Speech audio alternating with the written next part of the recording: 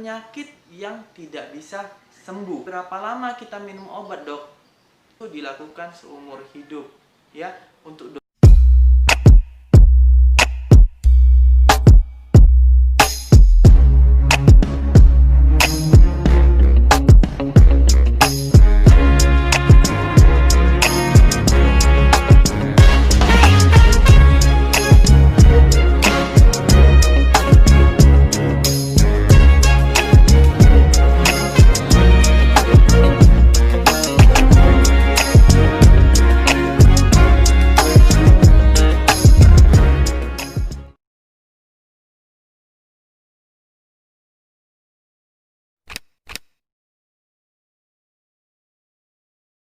You gave me the light.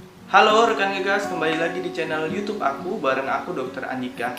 Sebelum kalian nonton videonya, jangan lupa subscribe dulu dan nyalakan loncengnya biar kalian tahu notifikasi video-video baru berikutnya.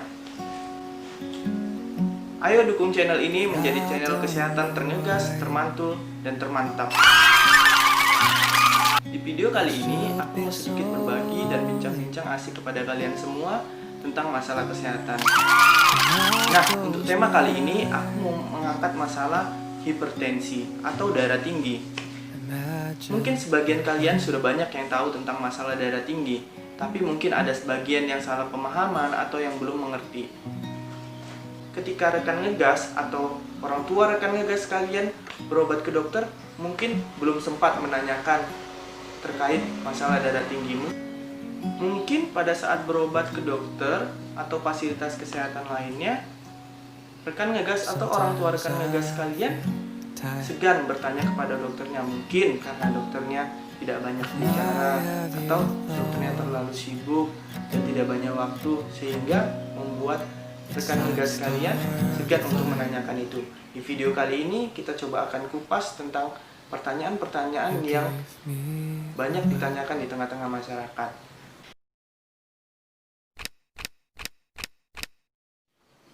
Apa sih itu darah tinggi? Darah tinggi adalah suatu keadaan di mana tekanan darah melebihi batas normalnya, yaitu tekanan darah sistol melebihi atau sama dengan 140 dan tekanan darah diastol melebihi atau sama dengan 90 per milimeter air raksa. Kapan dikatakan kita terkena darah tinggi atau seseorang itu terkena darah tinggi? Ketika dilakukan 2 kali pengukuran di waktu yang berbeda dan dalam kondisi yang tenang. Itu syaratnya harus terpenuhi, ya. Jadi tidak bisa ketika berobat ke dokter, ketika ditensi tekanan darahnya meningkat langsung dikatakan darah tinggi jika tidak ada riwayat darah tinggi. Nah, setelah tadi kita tahu darah tinggi adalah peningkatan tekanan darah melebihi batas normal. Nah, normalnya berapa? Normalnya adalah harus di bawah atau sama dengan 120 untuk tekanan darah sistol, dan untuk tekanan darah diastol di bawah atau sama dengan 80. Penyebab hipertensi 90% itu tidak diketahui atau yang disebut dengan hipertensi primer. Nah, 10% lainnya adalah hipertensi sekunder atau hipertensi yang penyebabnya adalah penyakit penyerta. Ada juga pada suatu kondisi tertentu, khususnya pada wanita, bisa terkena hipertensi, yaitu pada saat kehamilan. Jadi namanya hipertensi pada saat kehamilan. Maka dari itu, untuk ibu hamil, khususnya ya, untuk ibu hamil, kontrol ke dokter atau ke bidan, salah satu aspek yang paling penting dinilai adalah tekanan darah. Apakah tekanan darahnya stabil atau tidak?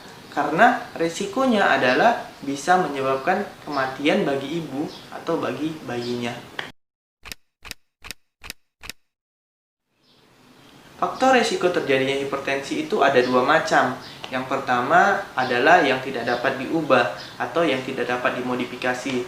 Contohnya, usia. Biasanya penderita hipertensi itu cenderung usia-usia lansia atau di atas 65 tahun. Tapi pada saat sekarang ini, hipertensi tidak menyerang usia-usia yang segitu saja, tapi bisa di bawahnya. Usia-usia produktif juga banyak terkena hipertensi. Nah, yang kedua adalah jenis kelamin. Pria memiliki kecenderungan terkena hipertensi dibanding wanita. Yang ketiga adalah riwayat keturunan atau riwayat keluarga ya. Jadi jika orang tua terkena hipertensi, risiko anaknya juga terkena hipertensi lebih besar. Nah, yang kedua adalah yang dapat diubah atau yang dapat dimodifikasi. Contohnya gaya hidup, seperti jarang melakukan aktivitas fisik atau olahraga, kemudian kegemukan atau obesitas, kemudian penyakit diabetes, atau obat-obatan yang dikonsumsi dalam jangka waktu yang lama. Contohnya golongan-golongan steroid. Yang dikenal di luar sana adalah obat penambah nafsu makan. Kebanyakan hipertensi itu tidak memberikan gejala. Ini yang berbahaya. Mungkin sering dengar di luar sana, tetangga, saudara, mungkin pada saat sore hari masih bisa mengobrol-ngobrol dengan kita, bercanda-bercanda, tapi tiba-tiba esok paginya sudah meninggal. Nah, ini salah satu penyebabnya juga biasanya hipertensi, ya, atau penyakit jantung lainnya. Yang kedua, nah biasanya gejalanya juga seperti sakit kepala, pusing, mual muntah, pandangannya kabur, bahkan sampai penurunan kesadaran. Ini harus kita waspadai. Ini harus rekan-rekan ngegas waspadai gejala-gejala yang ada pada hipertensi. Jadi, kontrol tekanan darah itu sangat penting. Tidak boleh sepele tentang tekanan darah.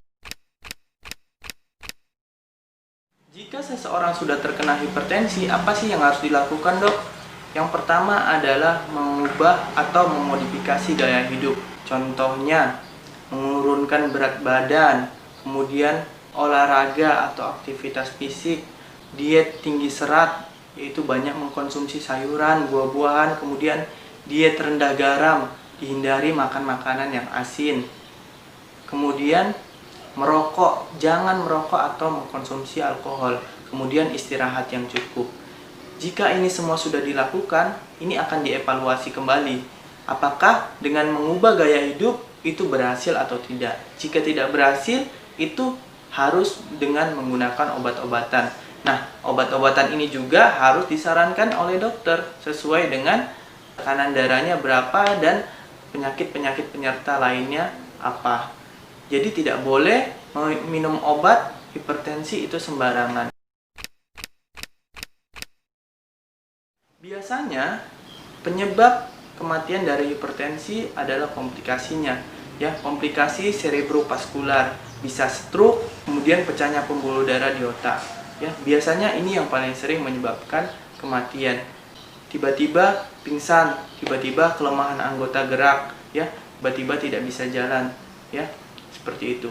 Yang kedua adalah komplikasi kardiovaskular, yaitu gagal jantung, contohnya. Kemudian bisa juga gagal ginjal. Ini adalah hal yang paling berbahaya dari hipertensi. Sebelum kita ke situ, saya akan coba jelaskan bahwa hipertensi itu adalah penyakit yang tidak bisa sembuh. Penyakit yang tidak bisa sembuh, ya. Hipertensi hanya dapat terkontrol, tidak bisa sembuh. Hanya terkontrol. Ingat, hipertensi hanya terkontrol, jadi tidak bisa sembuh. Nah, sampai berapa lama kita minum obat, Dok? Minum obat hipertensi itu dilakukan seumur hidup. Ya, untuk dosisnya itu sesuai dengan pertimbangan dokternya nantinya yang memeriksa. Nah, Dok, apa tidak rusak ginjalnya kalau minum obat seumur hidup? Nah, yang perlu diketahui adalah jika obat-obatan itu diberikan dokter sesuai dengan anjuran dokter, dosisnya sesuai, itu tidak akan merusak ginjal karena dapat ditoleransi oleh tubuh. Maka dari itu, cek kontrol tekanan darah dan berobat rutin itu adalah sangat penting. Jadi dokternya tahu apakah tekanan darahnya dengan obat ini sudah menurun atau belum. Jika belum, dosisnya dinaikkan. Jika sudah, mungkin dosisnya bisa diturunkan. Nah, itu tergantung dari pertimbangan dokternya. Dok, benar nggak sih kalau makan timun atau minum jus timun itu dapat menurunkan tekanan darah? Jawabannya benar. karena dalam timun itu ada kandungan zat yang dapat menghambat enzim yang dapat meningkatkan tekanan darah. Tapi harus dikonsumsi secara rutin, ya, harus dikonsumsi secara rutin dan tiap hari. Kemudian, dok, benar nggak sih kalau makan belimbing, pisang, atau kiwi itu dapat menurunkan tekanan darah? Jawabannya juga benar, karena dalam belimbing, kiwi, ataupun pisang itu mengandung tinggi kalium sehingga dapat melenturkan pembuluh darah yang kaku. Karena pada penderita hipertensi atau darah tinggi, itu pembuluh darah dalam tubuh itu mengalami kekakuan, sehingga jika mengkonsumsi makanan yang tinggi kalium itu dapat melenturkan tekanan darah. Tapi itu juga harus dikonsumsi secara rutin. Dan ingat, harus juga disertai dengan obat-obatan. Yang perlu diingat ketika seseorang sudah terkena tekanan darah, yang pertama harus kontrol rutin, minimal sebulan sekali ke dokter atau ke puskesmas atau ke fasilitas kesehatan lainnya. Nah, yang kedua adalah minum obatnya setiap hari. Ya, jangan pernah bosan. Ya, minum obatnya setiap hari dan seumur hidup. Yang kedua, hindari mengkonsumsi makanan yang asin-asin, kemudian banyak makan yang serat-serat seperti sayur dan buah, kemudian jangan merokok dan mengkonsumsi alkohol.